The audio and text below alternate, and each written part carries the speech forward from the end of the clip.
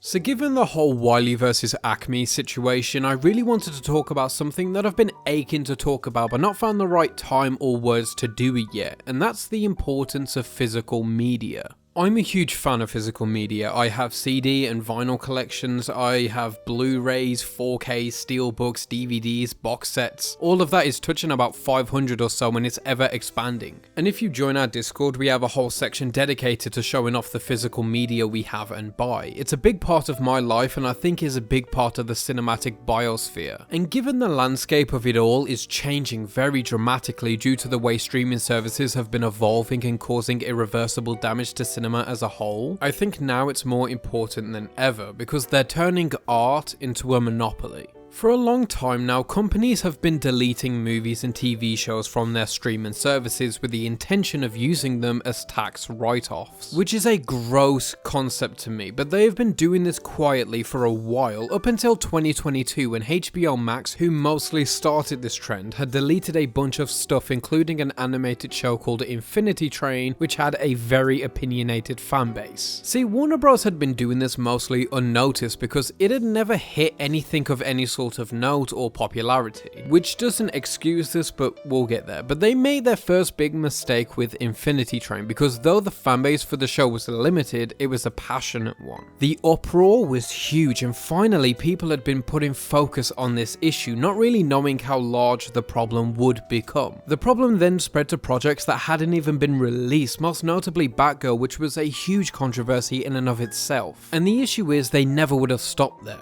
because people don't care as long as what gets deleted or removed isn't what they love. But that isn't how we should see this, because for now it's stuff you don't care about, but what happens when it is? What happens when they aim for larger and larger tax reductions like that Barbarian movie you love, Fear Street, You, any number of the streaming exclusives that don't have a physical release?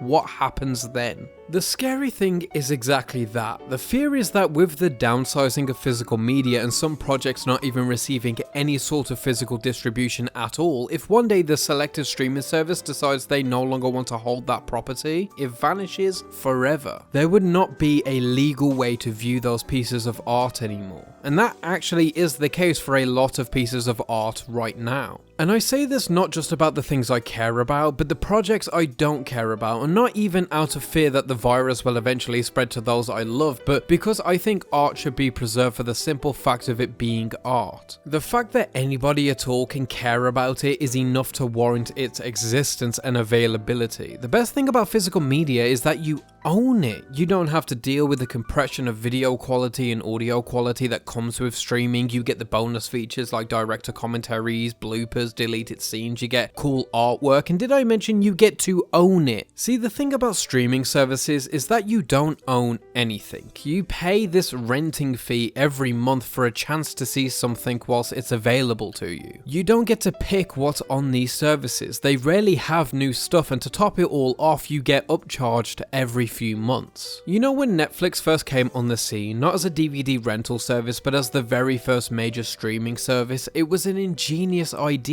Nearly every movie in one place for one fee a month. It was a great alternative to buying Blu-rays and DVDs and such, since it was a fairly expensive hobby and at the time a necessity for seeing movies recreationally at home. There were no ads like TV, so it just seemed like a killer deal, but it was such a good idea that everybody wanted a piece of the pie. But when everyone gets a piece of the pie, you dilute its value. So every production company, every distribution company wanted their own service, which meant people had to get more and more of these services, paying higher and higher fees more consistently over 4 or 5 of them to get maybe what they want. Because you have all of these services and you still end up scrolling mindlessly for hours, not finding anything you like or want to watch. But if you have 4 streaming services and they all cost $11.99, that adds up to $47.96 a month. All for these services you don't seem to get much out of, which are now deleting exclusive content and are introducing ads anyway. Some streaming services are even considering joining forces, which just seems like they're on track to create regular TV all over again. You could spend that near $50 a month on building a collection of your own that you own 100% and can never be taken away from you. They cannot delete that from your library. Streaming services aren't the enemy. It's a useful tool for cheap accessibility accessibility, but for it to become the dominant source of media consumption is dangerous because of the license to do whatever they want to do is too carelessly wielded. Which brings us to Wiley vs. Acme, a movie that was completed and then shelved by Warner Bros. To be written off for tax purposes despite how great it looked. Upon the news, a bunch of the crew released behind the scenes footage which made everyone even more mad because of how much hard work and love and effort was put into this project. And it will never see the light of day. All these people's hard work on a Looney Tunes project, which is Warner Bros. Most iconic IP by the way, being shelved made everyone feel sick.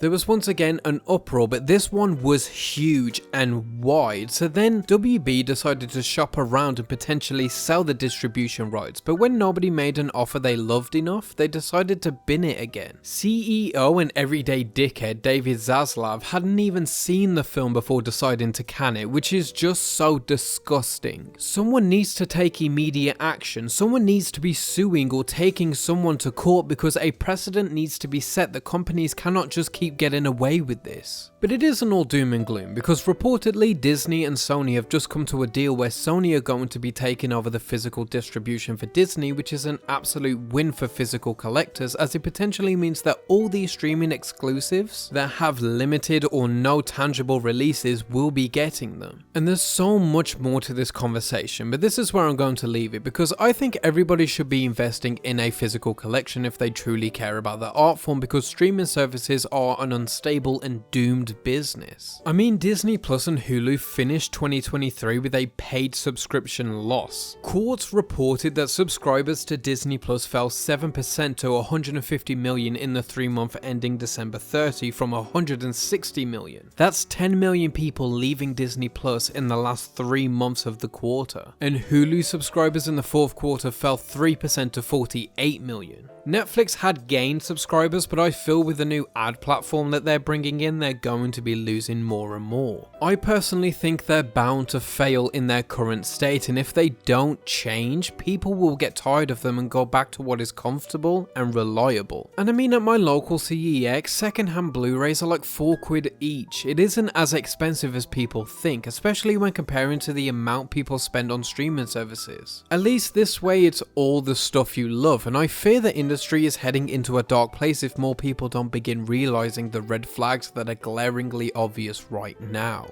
But that's just me. What do you think? Do you own any physical media? Do you not? Either way, why? And whether it's one that you watch on an Arrow, Eureka, Criterion 4K Steelbook DVD, or simply Blu-ray release or not, as always, keep watching movies.